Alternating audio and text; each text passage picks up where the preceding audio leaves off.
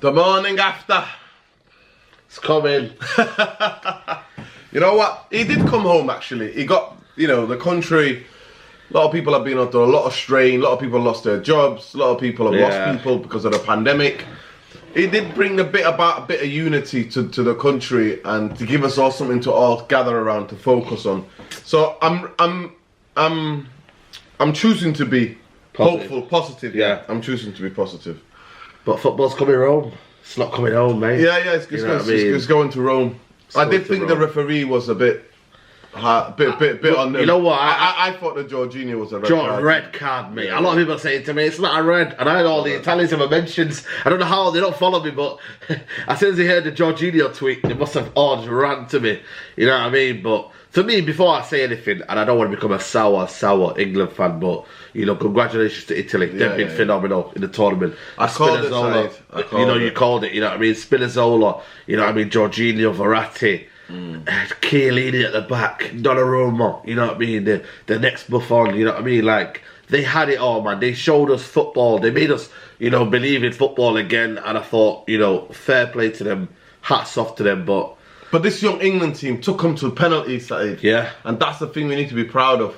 Yeah. Like, this young England team took them to penalties. I know that we're at home. I know that England had favourite, whatever you can say. You can say all these things. Yeah. At the end of the day, you can only play what's put in front of you. England can't invent Brazil and Argentina to come and play them.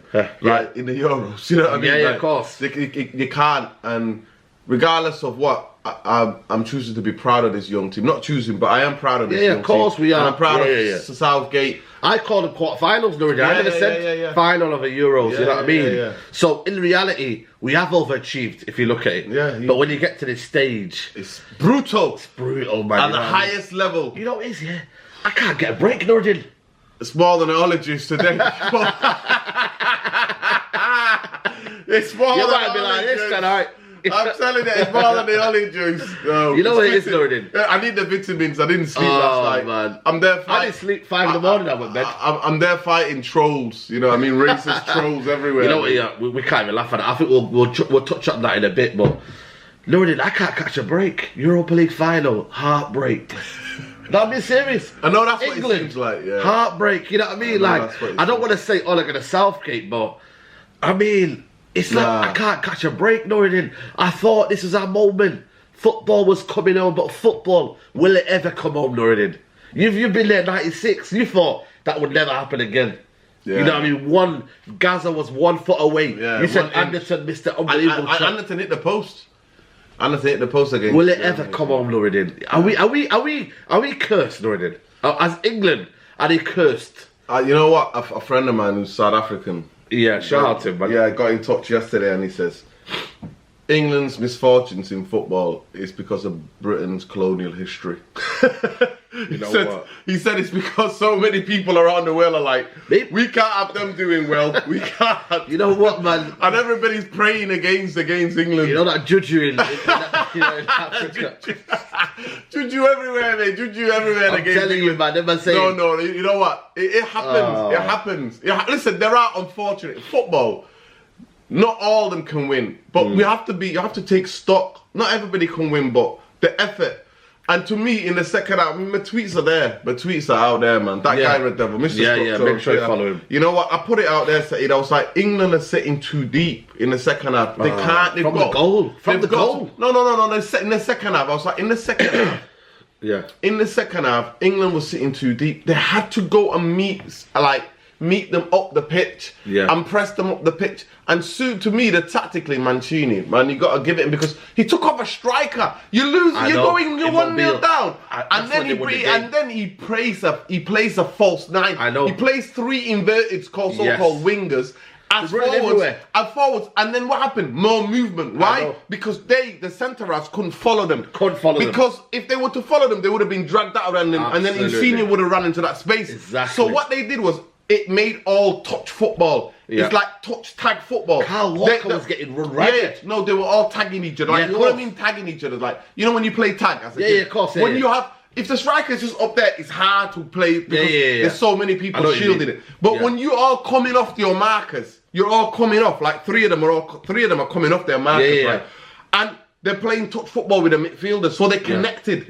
And then the movement becomes more fluid, right? And that to me was incredible. That, like I said, I was saying it before the game yesterday, like, tactically, it's going to be so fascinating what happens, right? I know. But tactically, I thought the first half, England hands down won. Italy didn't have a clue, right? Now they did something. The goal went in, though. I thought from the 30th but minute when Italy started, it's normal for Italy to get the hold of the ball. They've got Verratti. You know, they've got good quality players already. I'm not saying England, you know, should not have went in their shell, but I saw Harry Kane drop deeper. I saw Mason Mount have a largely ineffective game running around. I thought five at the back didn't really need to. You know, sometimes we have so many people at the back, everyone gets a bit panicking.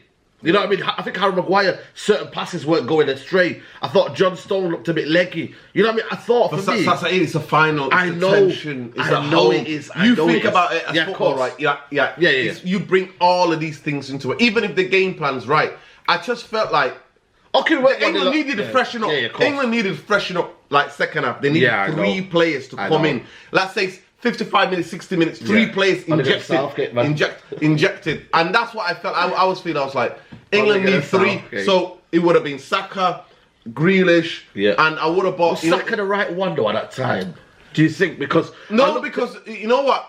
I wanted the 3. I didn't want 1. I wanted 3 to be. 3 because when the 3, you bring a bit more energy. I know. And I thought Henderson you could have bought on, right? Because Rice, that's the best game I've ever seen Rice play, by the way. It was unbelievable. Unbelievable. It was absolutely unbelievable. Him, man. So, to me, you know what?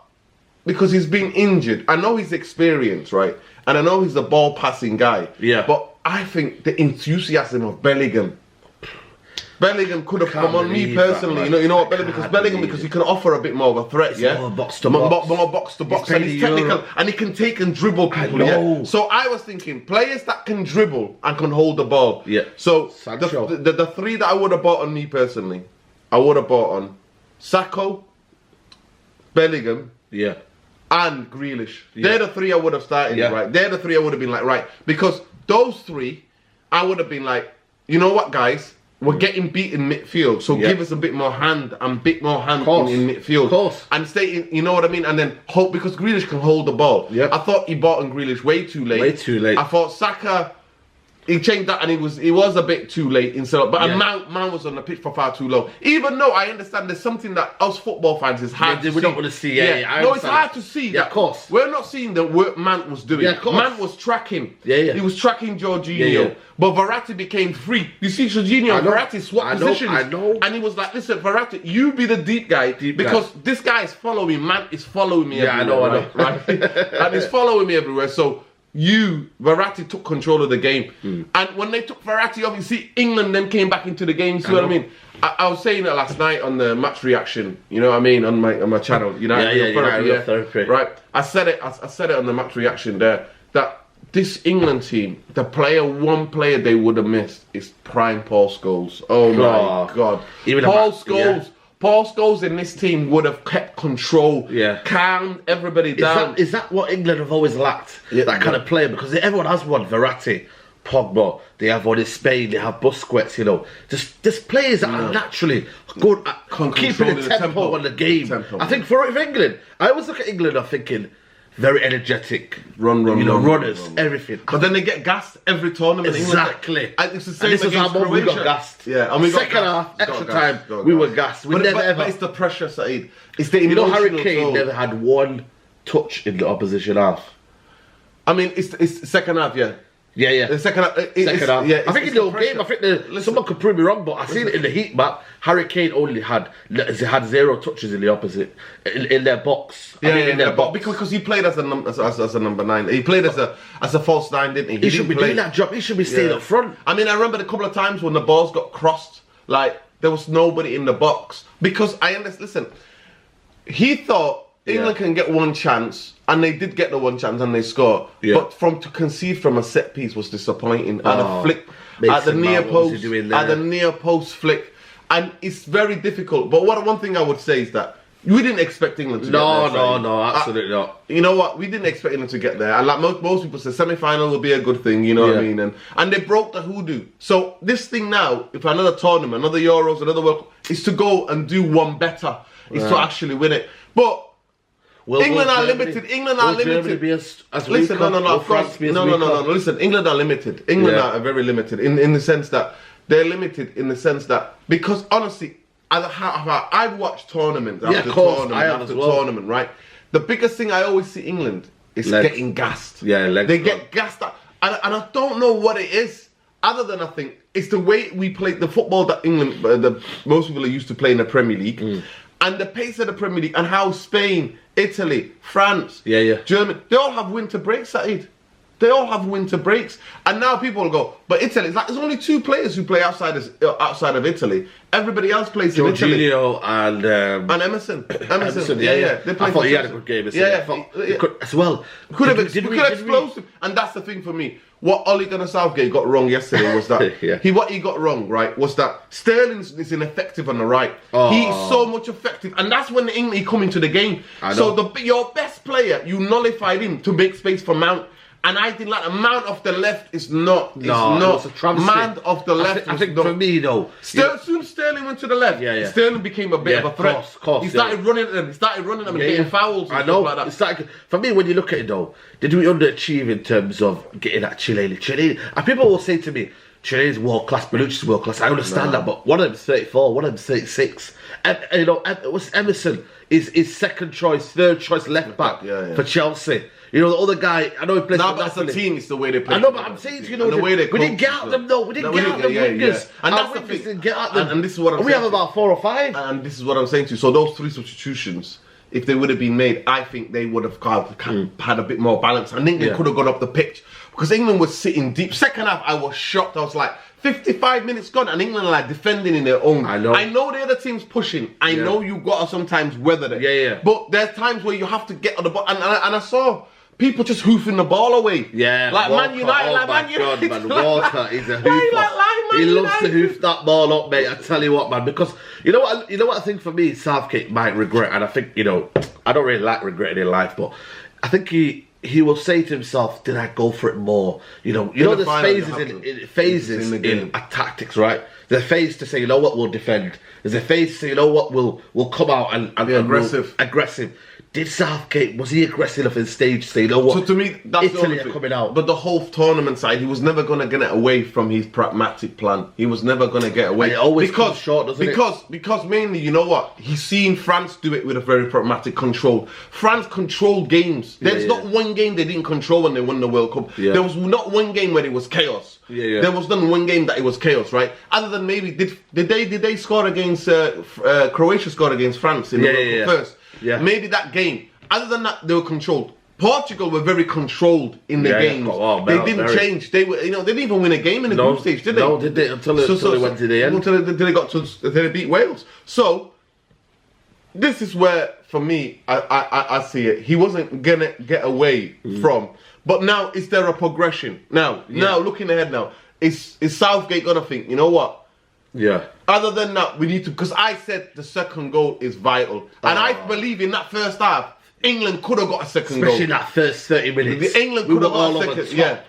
We should have went at it. And you might, for me, this is why I think, and I say this with Ole Gunnar Southgate, because I feel like for me, it's similar things what I'm seeing, but a lot of managers think, if you get 1-0 up, you leave yourself open if you go for a second one. You're at the best moment of your game. You're at your best time, people. And England players did, to be fair. They tried. I know, but did they try enough? I feel like for me, when they started to see that Bonucci was playing, I think Bonucci played the ball over the top, and I think they got caught out. I think that's what Southgate went, whoa. We need to relax here now. You know what I mean? I can't do this now. I think it was offside. The ball was offside. The ball was offside, but I think that moment, Southgate panicked. I thought his coaching staff should have said, you know what, no, we're sticking to our plan here. But did Southgate say, you know what, no, let's go back to our reserve shape? And I think for me, I like Declan Rice. I think Phillips has had a good tournament when you realise it in a whole, But isn't that kind of 2 similar players, just like holding? To be fair, they went through a lot of work because the England tactics, the win backs go. But going into the next tournament, should we have just one holding and one more of a box-to-box kind of play? It's because you don't trust the centre-halves. The reason why it's like the same with United is because you don't trust the centre-halves. You don't trust the pace. But for me, when England play in a 3, they look a lot better in terms of this. So we have to. And I thought Trippier tired. Trippier tired. So maybe he's something himself up at the end. Listen, Trippier tight. I think. Well, why don't you give James? He's got legs. I couldn't believe that. Like give James. You know what I mean? Take off Walker, put James in that position. Yeah. That's what I'm saying. But he put off Walker. For me, I don't know why he should have put off Walker. I put Grealish and I put James. James for me, that Champions League final. He was up and down, mate. Yeah. Up and down. And to me, we didn't use him once. Yeah, and this. Listen, in hindsight, there's always, isn't it? In hindsight, and at the end of the day, England were 2-3 spot kicks away from winning. So we've got to put it all into context. Yeah. I just personally think when you're in a final and you're a team, you've got to give it. You can't sit back. No, you can't. It's a one-off game. You can't protect the 1-goal lead and think you can protect it. They're not good. There's not been. I know England's defense has been good, but deep down, Southgate and the coaches have to understand and know we can't keep it. We've got to put them on the back foot. Yeah. Because the best form of defense is to attack. Yeah. And I just think England gassed, and I thought like Harry Kane offered a lot. Yeah, but I was thinking, is he good enough in that creative 10? No, but that's what he's not a striker. That's what I'm saying. In some ways, I was thinking, Calvin. You know what? Even if you hoof the ball up to Calvin Lewin, right? Calvin Lewin will be more energy to fight and stretch those guys. I can't believe we never used him. Yeah, so, I mean, a lot of listen. Italy used Belotti. Belotti is not their first striker. A lot of clubs in football have used their. Giroud came off the bench, didn't he? Yeah, you've got to use it. Yeah. I mean, why did we do it at the end? Hoof the ball up to Calvin Lewin. Yeah. He's bullied Van Dijk. Remember when he bullied Van Dijk? Yeah. He's bullied a lot of defenders. You always say, watch out for Calvin Lewin. The kid can get up, mate. He's an animal. He leaps in the air like a salmon, mate. It's true though. Why did we not use Calvin Lewin? But you know what? Like, even go 4-4-2. Even 4-4-2. He was on the yellow, Kaleli was on the yellow. Yeah. Like, bully them. Like, get in there. Both of them were on a yellow card. Both of them on a yellow card, right? Oh so, my like, God. getting them against them physically, getting them, and somebody to hold the ball up. Yes. To hold the ball. Yes. And I was thinking, you know what? It's a final. Just do something different and don't wait till the pressure tolls. Yeah. And to me, as soon as they equalised, Italy went up again. I remember there was one time in the game, there was a ball at the top, and Verratti just went, chested it, and just said, yeah, mate, we've got time on our hands. And I think that's when I knew England just lost the game, because I thought they were just we're going to do this effortlessly. Bernardeschi came on, was unbelievable. Berardi came on, and I think the moment when Chiesa turned...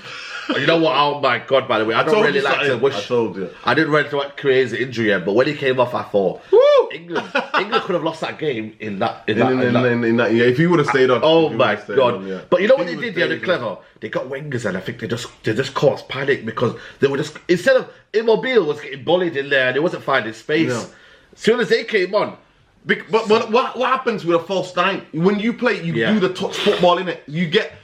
Those are naturally guys who kind of come to the ball. Yeah. Some of them might go beyond you, but some of them will come to the ball. And Immobile was ineffective, and he realised that, Mancini. And he's been effective for a while, you know. Yeah. No.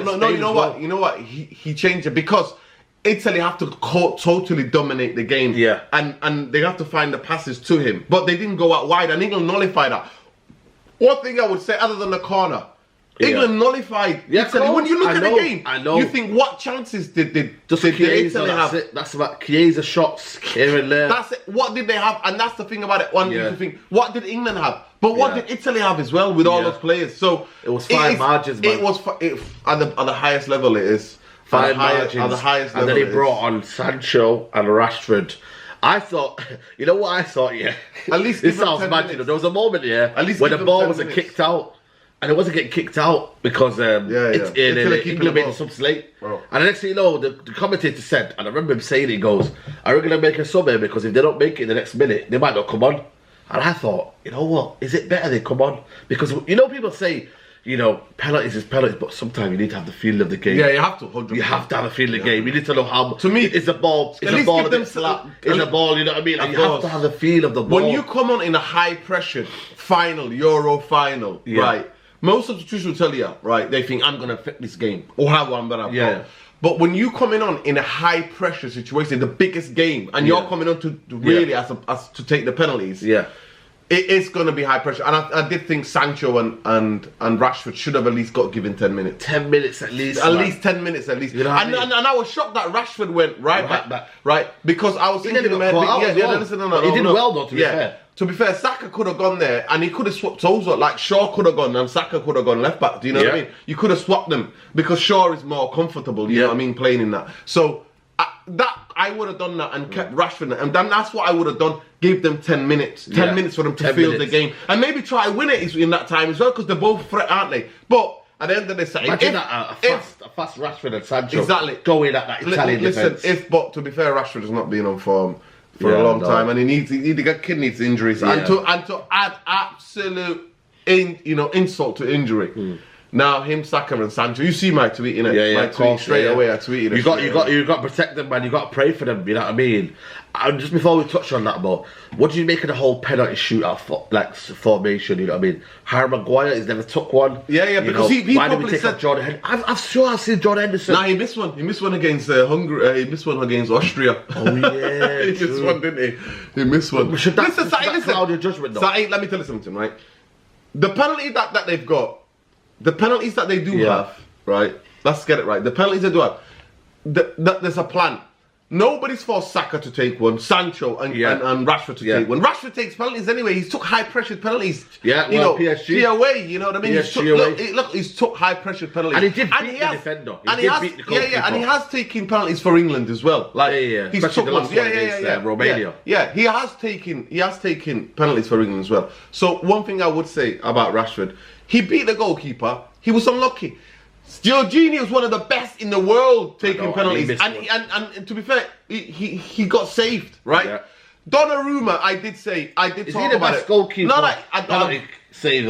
No, he just looks huge, Saeed. Those penalties were easy. They were all in their region to save. Yeah. He's confident because he looks like Thanos in goal, mate. He looks like Thanos. He's 6'4", 6'5". He takes the whole of the goal. 6'5". Yeah. 6'5", right? And he's gonna look humongous because of the pressure. And that's what I thought. And even I thought the pressure is gonna get to them. So I've seen Roberto Baggio, one of the greatest, who dragged Italy to the final in the '94 World Cup, miss a penalty. I've seen likes of Baresi. You know what I mean? These guys miss a penalty. So. Anybody can miss a penalty. It's on that moment. It's on that what's between your ears. It's how confident you are. And we were talking about it just off camera before. The biggest thing for me when I was coaching football, when we had penalties, if you're feeling unconfident, lace it, absolutely whack it like a hammer down the middle. Or choose that. Don't try to take when you're nervous. Don't try to take a cultured penalty. And what I mean by cultured penalty is that it's the ones you take. You're confident, and you can imagine Sancho, Saka, and Rashford are all taking it, and they're all beating. You know what I mean? Because then the pressure's not there. When the pressure's there, you have to either go down the middle hard as you can, right?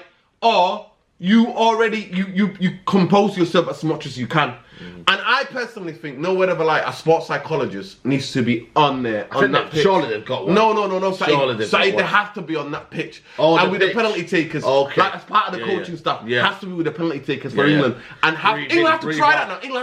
England get into the penalty. Breathe in, breathe out. Listen, with the penalty takers, because the psychologist is there in that moment when all of that is sorting out in extra time. In that moment, they're not speaking to the manager, they're speaking to the psychologist who's watching them train, who's watching them put the penalty with it and getting them to understand. I think England have got to try that. Because some, golfers, they've got psychologists. I know they have. How to put on the last psychology. You know what? Yeah. They've got that. They have that. They get advice. I think England have to try that. For me, you have to try different because these guys missed because of the pressure. More than anything. Not because of their technique, but it's because of the pressure. And the pressure in that moment. And sometimes things are not meant to be. They're not meant to be. They're not meant to be. And I just think for me, though, did we have enough penalty takers? Is it, you know what I mean? Can we blame these kids because they are kids, man? You know, especially Saka, 19 years old. Brave and to step up on a pressure moment. It's incredible. You know what I mean? You've got to, for me, you got that is bravery. You know what I mean? Bravery. For me, I can never ever fault these players. The greatest players in world football have missed penalties. Missed penalties. You know what I mean? And Ronaldo missed one again for United in the Champions League final. Oh my God! You know when he missed penalties. Oh my God! You know when he missed it, mate? My heart went, mate, because I thought Ronaldo, he's scoring this. Petr Cech looked massive. He tried to do that run up. Yeah. Petr Cech, strong hands. I thought the game was over. Yeah, that's what. And then thankfully, you know what I mean, John Terry, and the rest is history. And the rest is history. I knew I'd find some funny moment. You know what I mean? We have to listen. We have to, man. We have to. Even John Terry. Yeah, even John Terry. And this is why a lot of people are actually getting behind this England team, because they haven't got cretins like John Terry. I know. But you know, people coming out like Roy Keane, man. You know what I mean? You know what it is, Roy Keane? He has his moments here. Listen, I know he's a legend of the football club, but he's here to create these controversial moments. And he's going, Sterling and Jack Grealish should have took one and not let it's the England Sterling, for me, first of all, Sterling has carried England all the way on his back. And he was never going to take one because his record in penalties for City is horrendous. I know it is. It's horrendous. They don't let him take it. Yeah, they don't let him take Jack Grealish has said online, by the way, he tweeted, he said that he wanted to take one. So don't believe all this media hype. You know what I mean? But I'm just looking at the England setup, mate. We used to have a lot of penalty takers. But in the golden generation, mate, you know, Euro 2004, you know, who missed it that day was... Listen, Roy Keane's missed the penalty, United against Arsenal in the FA Cup final. There you go. In the FA Cup final. FA Cup final. Scholes missed. Yeah. Keane missed. Yeah. So, it's like, people miss. Penalties are a lottery. Get people into the head. Penalties are a lottery. We're not just saying that because young black players have missed. Yeah. It's because it's a lottery. And to me, it shows why a lot of black people, a lot of ethnic people in this country don't want to ever want to support be associated with England because of the vile abuse they got. We're not going to hide again. This is Straightjacket podcast. We don't hide from these controversies. Last night, majority of the time I'm up, people try to justify racism on social media. And people are justifying it. And these are like rational people saying, well, they're angry. So I'm like, there's you know how many words in the English language it is to criticize somebody? Yeah. Right? But then to use the N-word and to send people monkey emojis or gorilla emojis. Yeah, I felt sorry for Saka, man. I don't know if you see his Instagram, but it's, my God, mate, I felt for him. Yeah, Rashford. Listen, he already came out. Rashford's one of the most abused players. Yeah, I know. And I blame that on Ole Gunnar Solskjaer. Yes, I'm fucking doing it. I'm blaming it on Ole Gunnar Solskjaer. No, I think that's I am, Saeed. I am. Nah, Saeed, I am. Do you know why? He plays him when he's fucking injured. And I blame it on Rashford. You got to blame it on the society, man. No, but the society, but I blame him because when you're injured and you're not on form, you're gonna get mindless idiots playing it, and that's what I'm talking about. Like I say, I'm talking about like Rashford. Rashford is not start. Rashford was a starter for England. Used to be a starter for England. He's not why, Saeed. He's not why. I'm angry, right? And I'm coming out with things that are not rational at the moment because I'm angry, right? But I'm saying to you, I'm blaming Ole Gunnar Solskjaer playing injured players, and I blame Rashford for himself for having injured. No, I'm not the racial abuse. I'm talking about for other abuse. I'm not talking about that. No, I'm not saying racial. I'm talking about for him being the most abused player. Okay. Online, not racial abuse, abused player, right? Yeah. When you're having a bad game, it's nothing wrong with criticism, but to racially abuse people, man. It's mindless. What does that teach you about the society that we live in now? You know what I mean? For me, the people who... It's mindless, and the reason why I'm getting angry, because I said, you know me, I said it, I put a tweet out, and I mentioned Rashford, and I said, Rashford, please don't go to the Euros. You need to rest. You need to rest, and you need to go and have this operation. And the worst thing about Southgate, he had... Let's not beat around the bush here, but this Southgate put these guys to slaughter, mate, because at the end of the day... No, Saeed, no, he didn't. Because Saeed. You know why? He why didn't. Saeed. Saka as a Saeed, because I told you this. The plan is who's most confident and who's the most successful in training. They've been practicing in training. Saka. But in that high pressure moment, Nuruddin, let's Saka the right person to take it. Saeed, I know people say, you know what it is as well. Young players, listen, you know what? There's the thing about young players here. I know. They have no scout, they're fearless. And that's the reason why he was like, I want to take the fifth penalty. And you've got to give him that. You have to give him that. Of course. You have to give him that. And I put props in. But then you talk about psychological. You talk about, England managers and the coaching staff knowing what's best for the football club. Was it right for the country? Was it right for Saka? Listen, you know what it is, I want to bring another side to the argument because I want to say if it was a other player, like a foreign player, Italian player, and he stepped up and he took it. You know, the other argument would be, well, you know, we can't really put age because football is football. You know what I mean? We don't really. It's the same way we don't criticise a player when we say, if he's good enough, he's old enough. What's that old saying? Yeah, that is. You know, the same way as a penalty, but again, you have to put it. And I don't listen. But that football. That moment in that game, oh my days, you could just see that moment thinking, Saka, and again, on hindsight, at that moment we were thinking, alright, Saka, bury that, we won the game. Bury that, and we won the game, Nuruddin. Was it not that moment? I think it was Saka to win the game for England. I'm sure, I could be wrong. Then Italy would have had to score. He would have. I think it was. It was. Yeah, because it was the last penalty, yeah. So, I think for me, right, I just look at it and I think it's an unfortunate situation.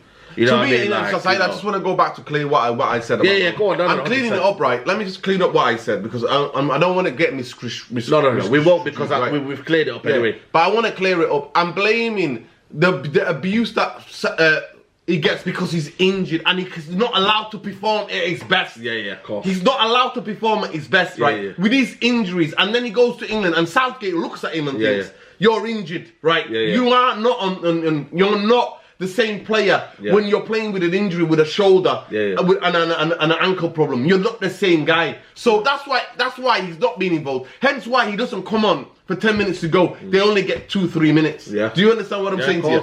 And that's the reason why I'm saying about Rashford, and I'm blaming Ole Gunnar Solskjaer because overplaying players who are injured. Don't do it because it has a massive repercussions on the career and on the national team as well. Of course. It has this. But as far as the vile abuse, this is one of the reasons why in town getting stabbed up. You know, there was a kid. I don't know if you see the kid online, getting punched up. I mean, did we deserve it the way we acted in that final? People, you know what I mean, beating up Italian fans. I don't know if you see that video. Yeah, of course. You know, did we? You know, when in reality, when you look at it, you know, I don't think many fans really like us. You know, when you look at it, and we're not here to be liked anyway, because I think English fans are the ones that will admit it the most. They're not really bothered if they're liked or not. But you know, when you look at the abuse afterwards, I mean, there was a guy who works for a management company, you know, and he's a senior figure in management, and he's going and using N-words and saying, you know, blame it on the black lads. You know what I mean? It's you know what it is, for me. Saeed, I put it on my Facebook, right? Yeah. And I said, most of all black and brown people in this country know, right? Yeah. Our acceptance is conditional. Yeah, of course. Yeah. It's conditional. So if they would have been, England would have won. Like, so there are. But I refuse to believe. I'm choosing to be hopeful and to believe that majority of England fans are racist and they are the ones who are abusing England young players who miss the penalties. And because before it was England white players who missed penalties. You know what I mean? It's like, you know what I mean? Southgate, Pearce, you know, Waddle, you know what I mean? All these guys missed, like, in different competitions, you know what I mean? You said it, the ones who Euro missed. 2004 as well. They missed, right? But I just put it this.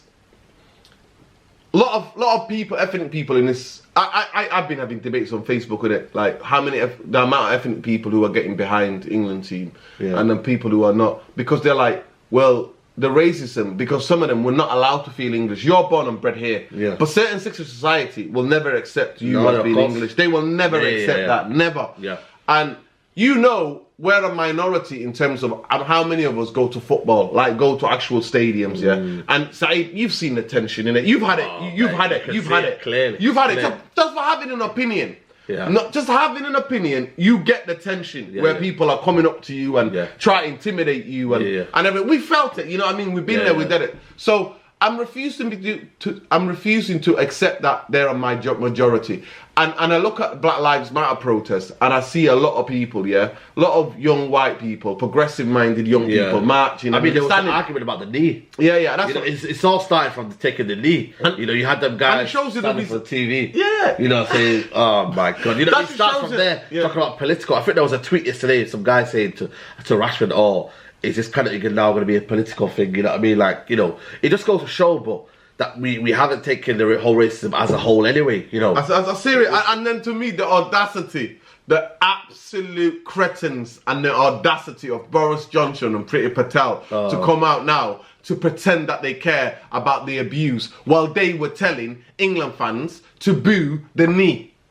they were telling Priti Patel and Boris Johnson were telling England fans they have the right to boo because it's a Marxist. Like Harry Kane is a Marxist. Like Sterling is a Marxist.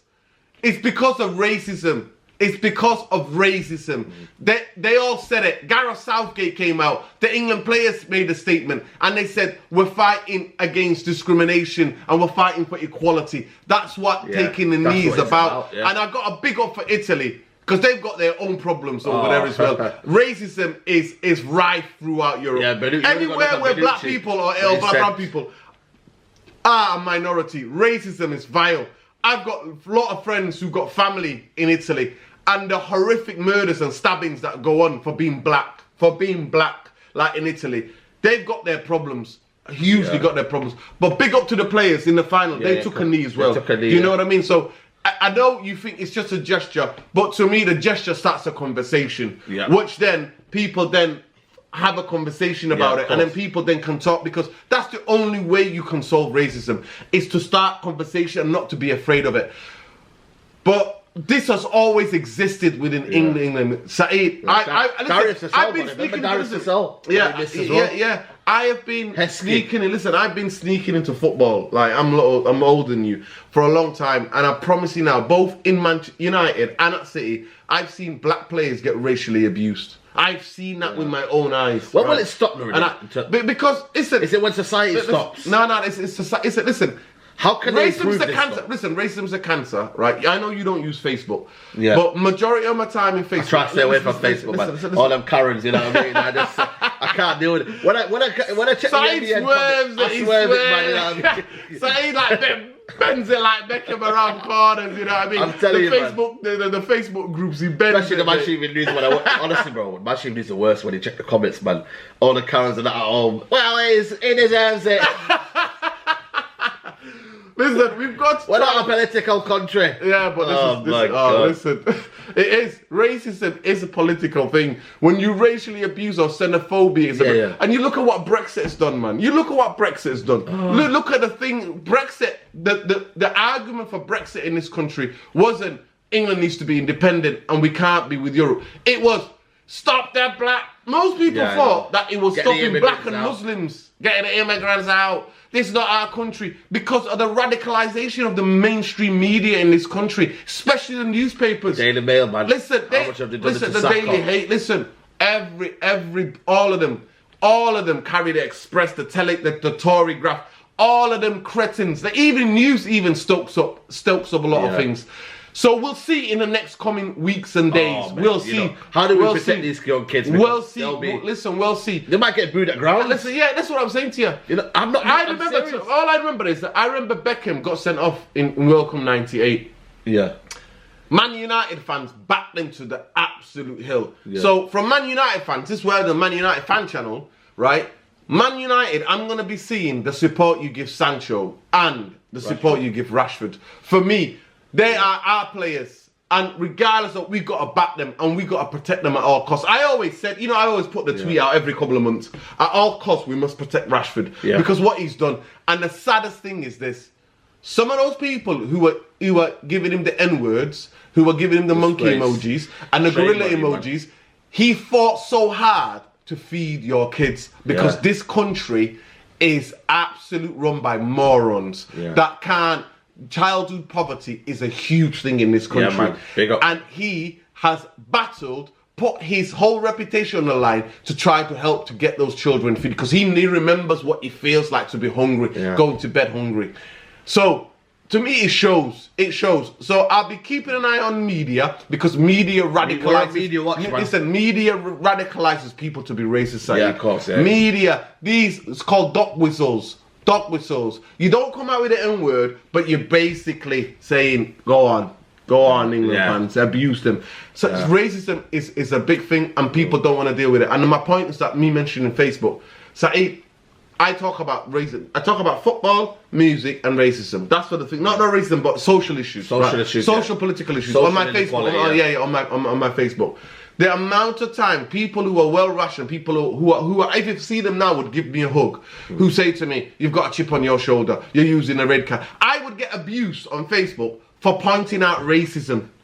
Yeah. So I am getting abused on racism. You're getting abused for making the whole kind of point and trying to, raise the issues.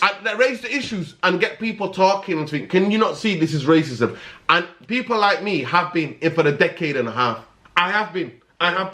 Because I understood this. I know what it feels like to grow up in a society where certain sections of the society don't want you here. Yeah. Don't feel welcome. Yeah. And for a long time, I was not an England fan. I wasn't because I wasn't allowed to be an England fan. But because of Southgate and plus these young players. And the fact that we're now multicultural. In some ways, the team is more multicultural, right? Yeah. That's when I thought, you know what? I can at least, that team mirrors me. And we can't concede to the racist to only support and hijack the flag. Do you know what I'm saying? People might say that's deluded. People will say now, might say, let us know in the comments. People might think that that's deluded. But we're here to raise the argument. We're here to But I chose to be hopeful. Yeah. And then I see your generations who are fully back in England. Fully, you know what I mean? But there are certain sections in this society. Are we hindered by the media? Do you believe in the new generation coming up now? Or I do. Are we hindered by the old generation? Listen, I'm hopeful. Like I said, the Black Lives Matter protests show me there are a lot of young white people, and they're going to be in a different generation, your generation, and a generation. I think we're getting held back by the older generation influencing the new generation. No, it's the media as well. The media as well. But I look at the old generation of booing and the ones that had the hooliganism and all that included. I think maybe they're kind of they're showing a bad light, and I think they're not. I think the media as well. They're not covering both sides of the story because there are good parts of what's happening right now. There are community projects out there. There are things happening. I mean, it is a better country than it was 10 years ago, 20 years ago. You were growing up. But then I think Brexit has took us back to it. Yeah, Brexit. Because Brexit, it was the racist argument that won. Right? Yeah. If it wasn't the racist argument, we wouldn't have a problem. I know. I'm saying in the small towns and villages where they have hardly any black or brown people are like, oh, Brexit means no more Muslims and blacks in this country. Yeah. I'm telling you, that was the... I was watching and going, wow. Because I understood what the European Union are not some great, to be in the EU, it's not some great thing. It's run by big business. And it can be undemocratic. So I understood the arguments. I wasn't like, oh, pro-EU. I seen what they did to Greece. Greece voted for the government because the Greece economy collapsed. And they enforced these austerity on the Greeks, right? Yeah, because they did the bailout. And because of the bailout, so they mess with the Greeks' own democracy there and there. So I put things on Facebook saying, I'll be campaigning against the Europeans for what they're doing to the Greek people. And so many Greeks committed suicide. So many young men committed suicide right, left and centre because of the depression when people were just no jobs, destitution. So, listen, but the racist argument won, and the likes of Nigel Farage was blasted all over our newspaper, who's a fascist. Nigel Farage is a fascist. I don't care what anybody tells me. Yeah. And he's plastered all over television, and had to have that power to dictate things in this country. A certain section of minority to dictate things. Yeah. And the brainwashing by the media. Brainwashing always is the Muslims' fault, the blacks' fault, it's the Jamaican, it's the African. Every time anything's wrong with this country, is them. And we can't shy away from it on the Straightjacket podcast. Never. This thing, the racism, it is a culmination of conditioning over years and radicalizing. When I talk about, some of these young Muslims who commit terrorist acts are radicalized by these mullahs in the mosque or whatever. Well, you know what? Guess who the mullahs are in this country? The effing newspapers. They're the mullahs. They're the ones who radicalize young people. Who radicalize, especially the working class young people, radicalize them to think, you know what? All that's wrong with your life is because people like me and him exist alongside them in this country. That is what it comes down to. For me, these are the conversations we need to have, you know what I mean? Here on the Straightjacket podcast, we won't shy away from it, people. But just to kind of finish off the podcast, 2022 Nuruddin, can we be hopeful? Listen, you know what? We can be hopeful. Listen, we can be hopeful, but for me, I'm just hoping that... Do we change our style now? Because Argentina will be in there, Brazil... South American teams who are technical on the ball. You know what? The standards I watched at the Copa America, I don't know what they weren't great. So it's been a weird time. This has been a very weird pandemic, without fans. It's been a very... And that's the thing as well last night. Honestly, Harry Kane might have better just said, face the other way. Do you know that when he won the tournament? I know. You look on the side. Because there's Italian fans. Because Because most England players have not played in front of fans majority of time. Has Saka taken a penalty for Arsenal in front of fans in the last year and a half? He hasn't. Has Rashford? None of them have. Yeah, that's true. That is, you know what I mean? Has Sancho done that in Germany? Again, that was another thing. That's another thing. That's another thing. That's another thing. Maybe they should have got penalties in front of the loud noises. But that's what I'm saying. Maybe they should have tried that. To me, England have to solve the penalty problem. They have to solve the penalty because I think sports psychology. I studied it when I was in uni, right? Yeah. Sports psychology. They've got amazing techniques. The certain things you can do, and these players have to erase that and be confident in that moment. Yeah. But it's there, and you don't know how pressure's dealt with. And I am 100% confident.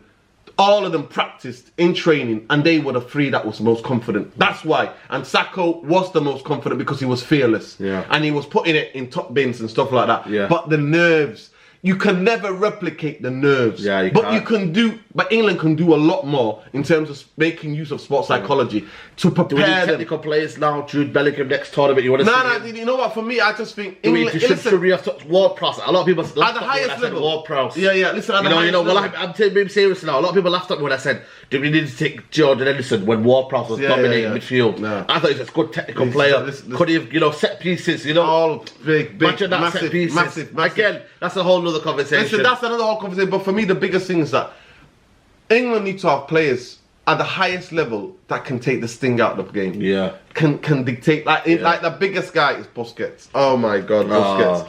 Busquets, man. I think it's too early to midfield players. No, listen, you don't know what's going to happen. And anyway, a lot of people are boycotting that World Cup. A lot of people are. Well, yeah. Because how those stadiums were built. Yeah. True.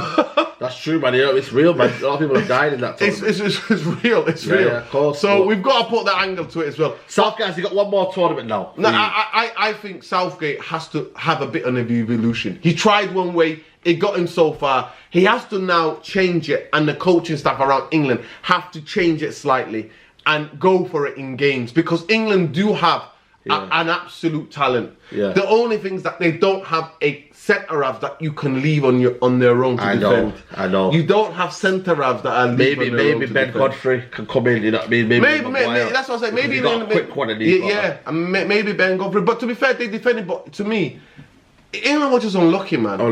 Listen, it is unlucky. It is unlucky because I didn't see Italy peppering that England game. He made one or two good saves. Yeah. You know, Pickford. Before you finish this, I don't want to give you a straight answer. Will football ever come home? Or are we just... Listen, to me... will you see a World Cup and Euro in your lifetime, do you reckon? You hope so, wouldn't you? I would like to think so, yeah. I would like to think so. Because I think England have broken the hoodoo. I'm more confident now. I think England have broken the hoodoo. Yeah. They got rid of one juju. That's semi-final juju, right? Now we need to break it. Now is to break it now. Yeah. And I think maybe the next Euros, the next World Cup, maybe the next Euros, England players have to stand up because the thing about it is that England need to produce players. They have produced technically forward players, but they have to produce technically gifted midfield players that can take the sting out of the game, Saeed. Yeah. Take the sting out of the game. Anyway, people, don't be down. Yeah. Do not be down. Don't allow it. None of you, not one of you, give England hope to get to a final. None of you. And they've pushed the best Italian team that I've seen, best style of football Italian team, not necessarily the best players, but the best style of Italian team, and they pushed them to penalties. Yeah. And that is something to be proud of them. And I'll say, if you see any racism directed towards Saka, you see any racism to go to Sancho, don't quote tweet it, report it, people. Don't add fuel to the fire. I'm not sharing any. Don't share. That's what I keep telling people. Don't share it. Don't share it. Report it. Yeah. That's the best thing you can do is report it, right? Yeah. And Saeed and that, we'll put the things what you need to report. I mean, you can find it. It's easy. Just report. Just click. Report his account. Just report. You know what I mean? And hopefully these guys can get sacked. You know what I mean? Hopefully these guys can get, banned from social media. And I think YouTube and all these companies need to act up, mate. You know what I mean? Saeed, but that's not going to act because that's how they make their money. Yeah, that's how they make their money. It's the traffic. It's the chaos. It's the controversy. You just hope that, this money... for me, it takes a step. But again, I've always said it for me, these monkey chants, when they were adding these monkey emotes, there's no kind of, you know, I've reported monkey emojis. I've been personally. Yeah, I've got it. We've got it, you know. And you can't measure monkey. It's an emoji, isn't it? Yeah. You know, Instagram be like, it's an emoji. What are you talking about? Nah. But you've got to realise, they don't have people on the ground or running at times. There should be bases in all over the country. Manchester, every single city. There should be a base. Listen, they can get you if they done. Wanted to. If they can get you done for copyright, like that. They can teach the algorithms to spot monkey emojis and to spot anything on any of the N word, any of those words. They can do that, but again, they don't want to do it. They don't want to do it. It costs time and money for them, man. You know, and they don't want. And they like the controversy. Let's get it twisted, man. They don't give a damn about black people. Yeah, they don't. People want to make an Instagram. They don't. They don't say, care. "Oh, my friends." You see what they did when people were shouting for Palestine? They slowed down the hashtag, of course. And then the people complain. So they can do it. It shows you that, innit? It shows you that is a clear example. Absolutely. They want to do it. But they don't want to do it because they don't care. They don't care. What's the word saying? Yeah. They don't care, Saeed. They'll just put, we support Black Lives Matter. We'll put a black screen up. Yeah. You don't. You're hypocrites. You all got found out, just like the leadership in this country. Boris Johnson, Priti Patel, you are nothing but cretins. Yeah. You are nothing but cretins, and you're hypocrites of the utmost. And you come out with the most gaslighting. But to England fans and young fans, have love in your heart, have compassion for these players, and get behind England again when England 22 we go again. Yeah, and you have to the qualifier as well. It's not going to be easy. There we go. Exactly. Peace, love and like always, people. Yeah, always. People. While you're there, get the bankers out and the Glazers. Yeah. And we have to start all that again in about 3 weeks' time. But listen. Next Sunday, what are you talking about? Next Sunday is the first friendly game of the pre-season. Pre-season, mate. We never get a break. Pre-season on Sunday. Man United fans are cursed. Man United derby. Oh my God, people. Like the video, this is podcast 133. Make sure you go follow Nuruddin, United Real Therapy. The link is in the title. All you got to do is hit that hyperlink and follow his channel. Subscribe to Sai TV as well, people. Like the video. Let me know in the comments below. I want to hear your comments, people. Will racism ever go away in this country? And also, let me know who's to blame. Southgate, the coaching staff. You know what I mean? Did we bottle it? Let me know in the comments below. But people, enjoy the rest of your evening, man. Football, it's not coming home, it's coming to Rome. Like the video, subscribe to Sai TV. We're out. Take care, bye-bye, and...